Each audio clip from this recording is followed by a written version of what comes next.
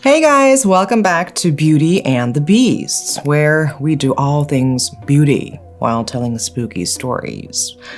Okay, today's story is wild. Tonight's tale starts off with something harmless, a second-hand marketplace app, a friendly message from a stranger, and a woman just hoping to share a drink with someone nearby.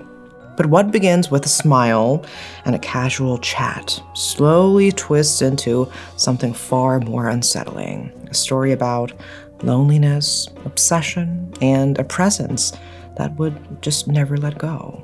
So get cozy, touch up your skincare if you'd like, and settle in, because this one might make you think twice about who's really behind the screen. Let's begin the story.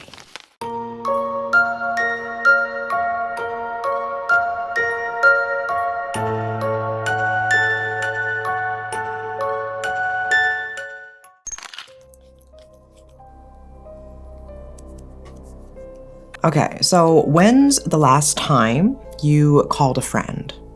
Just to talk. Or maybe the last time you invited someone over, or even wished you had. This story begins with a woman named Chonga, and with something so simple, so ordinary, a small longing for human connection. But that was all it took to set everything in motion. Chonga always thought of herself as a quiet person. Like back in college, she stayed away from the loud, rowdy groups, preferred instead the calm of a few close friends. Even at work, she was never the type of person to seek attention. She just did her job diligently and silently.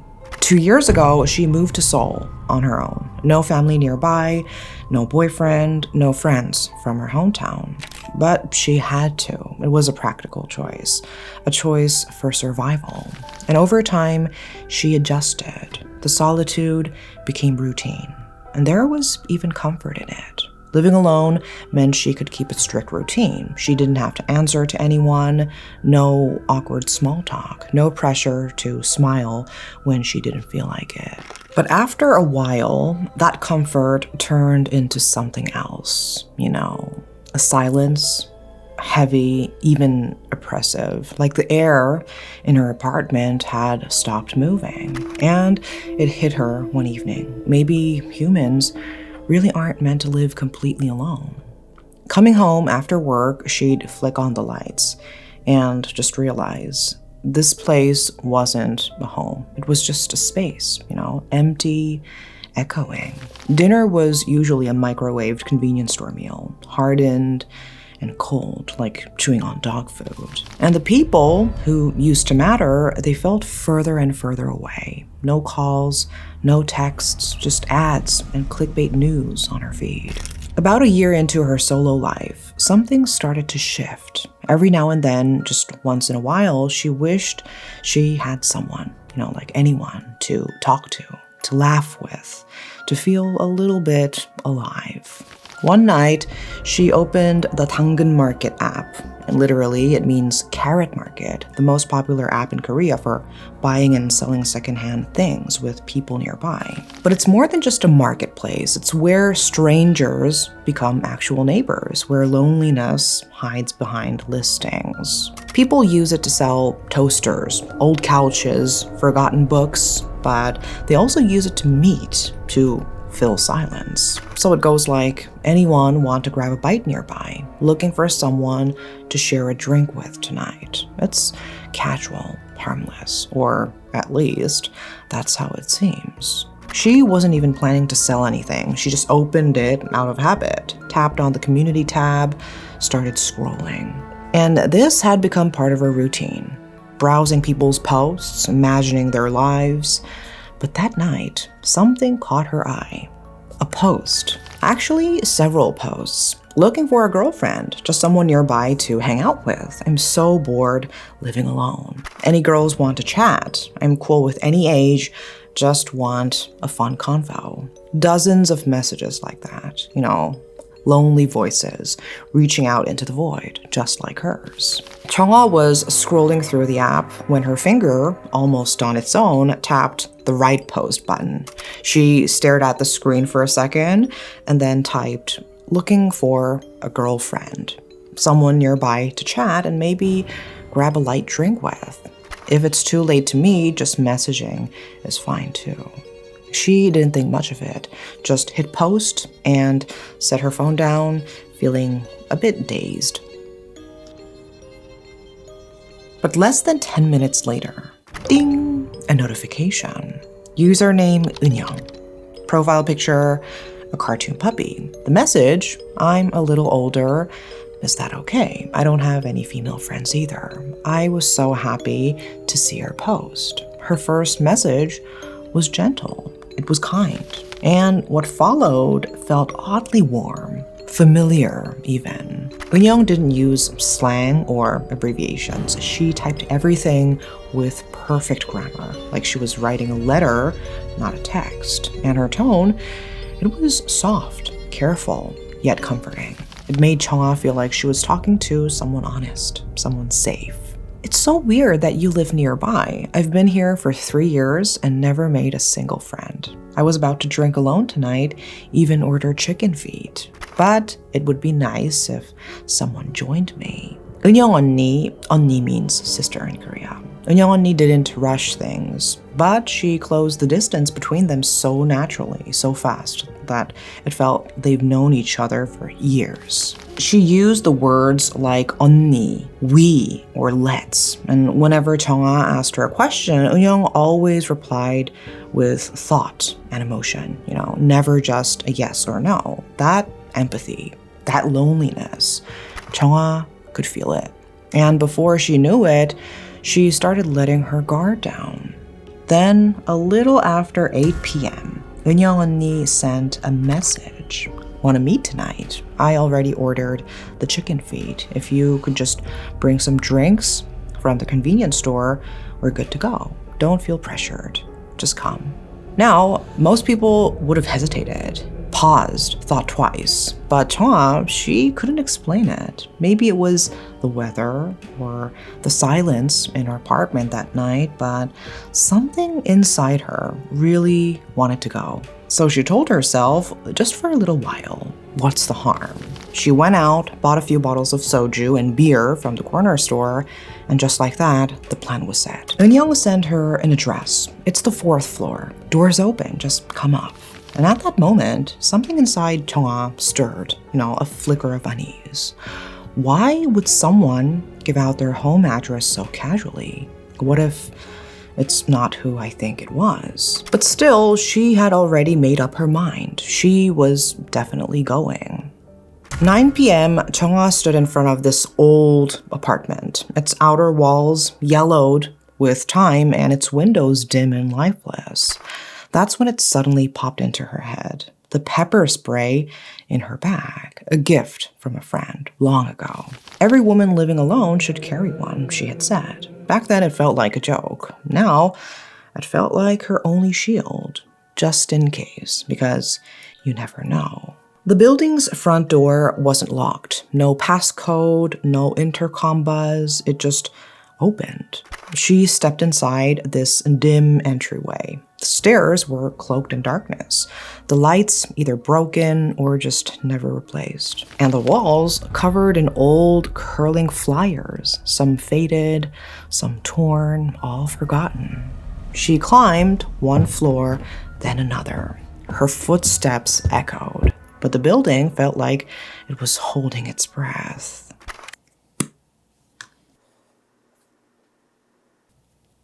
By the time she reached the 4th floor, her heart was pounding, louder than her steps.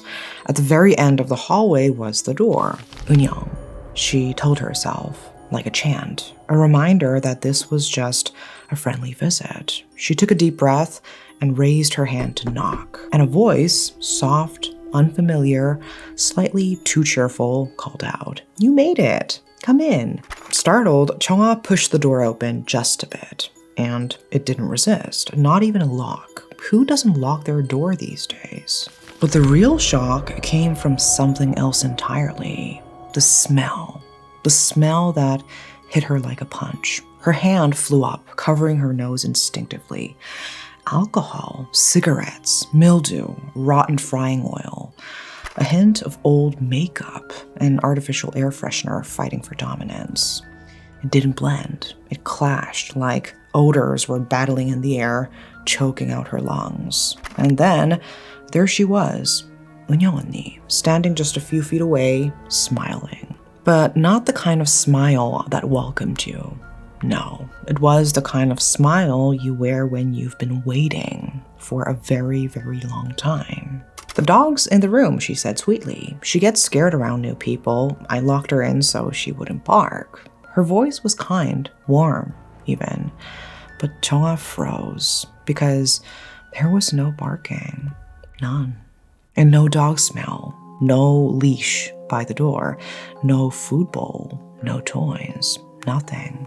Still, she said nothing. She had already stepped inside. Her shoes were already off. The table already set. She thought, okay, I agreed to this. I can't just run away now. So she stayed, even though everything inside her was already screaming to leave. On the table, there were pieces of cold, soggy chicken, lukewarm radish pickles, and a half-empty bottle of soju, a damp kitchen towel, and a few chicken pieces, not even on a plate, just scattered on crumbled paper like leftovers from someone else's meal. Sit. It's seriously so good. Even if it's cold, the place I ordered from is really good. Chonga sat down slowly, awkwardly, trying to smile. Eunyoung 언니 filled her glass and asked, "Isn't it lonely, living alone?" The question caught her off guard. She hesitated and then nodded. Sometimes. And she said, "For me, it's not sometimes, it's always." Her voice dropped. It wasn't sadness that colored her tone. It was something darker, resentment. Not even 5 minutes in, and the atmosphere in that room had twisted, like someone had flipped a switch. The conversation didn't flow. It didn't even stumble. It just stalled. Eunyoung would fall silent, staring off like she was somewhere else. Then, all of a sudden, she'd speak, sharp and strange. "You don't smoke, right?" "No." "Didn't I tell you to bring cigarettes?" "I don't think so." Thought I did." She muttered that last part, eyes fixed on something in the air that wasn't there, then turned back to Chonga, locking eyes. "You're kind of rude, aren't you?" Her voice was low, flat, like a door slowly creaking shut, and the warmth in the room vanished. Chonga hadn't touched the food. She couldn't. Eunyoung drank alone, her fingers idly scraping the surface on the table, slowly. The sound of her nail dragging against the wood was unbearable, a shrill, grating noise that made Chonga's shoulders twitch every few seconds. And sometimes Eunyoung would laugh, but it wasn't a laugh, it was a smile with no feeling, like her face remembered how, but her heart had forgotten. At one point, she just stared, not saying a word, just smiling and watching. Chonga felt her chest tightening, like the air had gotten thicker, like she couldn't breathe right. Now, 10:30 p.m., she glanced at her phone, pretending to check a message, and slowly rose to her feet. "Onni, I have work early tomorrow. I should get going." And then, clack! Eunyoung put her glass down hard, loud, sudden. Then she spoke, quietly, slowly. "Just stay, 30 more minutes. If you leave now, I might really lose my temper." It wasn't the words that scared her, it was how calm they were, how cold. Eunyoung's smile was gone now, but her eyes still fixed on Chonga, unmoving, unblinking. At that moment, something deep in Chonga's gut whispered to her, "You have to get out of this house now." Without thinking, she lifted her phone to her ear, pretending to make a call. Yeah, Mom, I'm coming out now. No, I just stepped out. She walked toward the front door, keeping her voice light, casual, like nothing was wrong. 언니, my mom's actually waiting outside. It'll just be a minute, okay? And then Eunyoung's voice behind her, soft. But something about her voice sent ice through her spine. You really have to come right back. I don't like being left alone. It didn't sound like a request. It sounded like a command. Chunga slipped on her shoes as quickly as she could, her fingers fumbling with the laces, and reached for the doorknob. But when she turned it, it didn't budge. Panic flared in her chest. She twisted harder. Still nothing. Her breath hitched, but she forced herself to stay calm. With trembling hands, she reached up to the latch. Click. The lock had been on from the inside. She hadn't locked it when she came in. She was sure of it. And suddenly, that realization hit her like a wave. Had someone else locked her in? She didn't wait to find out. She threw the door open and bolted down the dark stairwell 2 steps at a time, her ears straining to catch any sound behind her. A creak, a footstep, the door opening upstairs. But there was only silence. When she finally burst out onto the main road, the streetlights felt like salvation. She staggered toward a wall and leaned against it, her legs trembling so badly she could barely stand. She pulled out her phone, fingers shaking, and called the one person she could trust. I was at this woman's house. I ran away. She was weird. No, I don't even think she was human. That night, Chunga didn't sleep. Every shadow in her apartment seemed darker. Every reflection in the mirror felt off. Even her own face felt unfamiliar. She knew she had walked into something she shouldn't have, something not quite right. But how dangerous had it truly been? She tried to brush it off, tried to convince herself it was just an awkward, drunk woman, just a weird encounter. Maybe I was overreacting. Maybe she was just lonely. But no matter how hard she tried, she couldn't erase that voice, that hollow, chilling voice. I don't like being alone. And the way those eyes looked at her, not like a person looks at a friend, but like something that hadn't seen another soul in a very long time. 3 days later, Chunga's phone lit up with a message from an unknown number. Hey, why'd you just leave like that? You should have at least paid for the drinks. You can sit real pretty for guys though, huh? For the first time, her hands shook as she held her phone. Her number wasn't even visible on the app. How did she get it? Chunga steadied her breath and responded firmly. If you contact me again, I will take legal action. Do not contact me anymore. But Eunyoung, as if she'd been waiting for that, replied instantly in a soft, apologetic tone. I was a bit much that night, huh? I'm really sorry. I was just lonely. Let's meet again. My treat this time. There's a cute bar in Gangnam I think you'd like. That was it. That was the last straw. Chunga blocked the number and deleted the app entirely.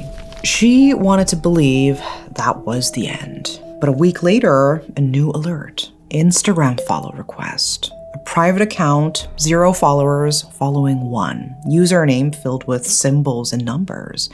No posts. Default gray profile icon. Something about it felt wrong, off, cold. She blocked it. But that night, another DM from a different account. So you're here too, huh? Nice profile pic, real stylish. A cold sweat slid down her back. There was no doubt now. It was her, Eunyoung, still watching, still finding her. And a few days later, another DM. Did you toss that checkered jacket? You looked awful in it that night. That jacket, she'd worn it when she went to Eunyoung's place. Her skin crawled. That evening, after work, she returned home just as the street lights were flickering on. And there, on her doorstep, there was a paper cup filled with Coca-Cola.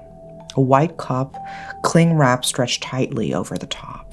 And next to it, a small note, written in tidy, almost childlike handwriting. I know 3 of the numbers.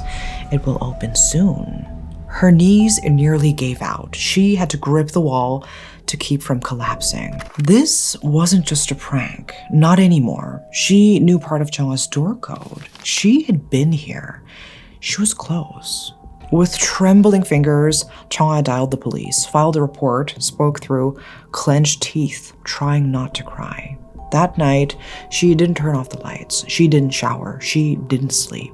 She sat in her living room, back against the wall, pepper spray clutched tightly in one hand, eyes fixed on the door, waiting, listening, wondering how many numbers did she really know? The police came, but only stayed long enough to take a look around. No damage to the door lock, no physical harm, no clear crime. They said the same thing they always do. Take screenshots, texts, profiles, photos. If there's physical danger, we will come immediately. But that night, as she shut the door behind them, Chungha realized something that made her blood run cold. In real life, there is no one coming to save you, not unless it's already too late. From then on, she could only sleep with the lights on, blankets pulled up to her chin, pepper spray under her pillow, and still every night she heard things. A faint shuffle, a soft tap, the doorknob moving. But when she looked, there was nothing, always nothing, and that is the worst part because after a while, you stop knowing what's real. The line between imagination and reality, it blurs.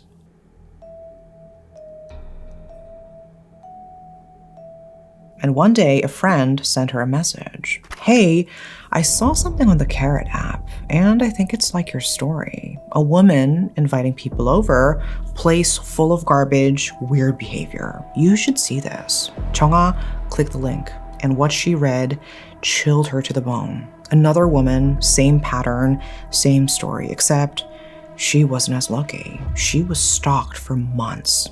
Eventually admitted to a psychiatric hospital for treatment. Something in Chungha snapped. That very day, she started looking for a new place to live. She deleted all her social media, changed her phone number, raised herself as best as she could. But even now, months later, she still feels it, like someone's watching her, waiting just out of sight. Now, she never posts her personal info online, never checks in anywhere. And if she ever opens a community app, her eyes always land on posts like this. Looking for a female friend nearby to grab a drink with, girls only. She scrolls past, but her chest tightens every time because Chungha still hasn't escaped the fear of that night. That house, that smile, that voice, you really have to come right back. I don't like being left alone. And that's the story of a woman who just wanted company, but found something much darker waiting on the other side of the door. Sometimes it's not just ghosts or monsters we need to fear, but the real people who wear their masks a little too well. So the next time someone online seems just a little too eager to meet, take a breath and trust your gut. Thank you so much for spending your time with me here on Beauty and the Beast tonight. And if you've ever had a chilling encounter through an app, we are all ears. Until next time, stay safe, stay curious, and never ignore that little voice telling you something's not right. Thanks for watching, and see you guys soon. Bye.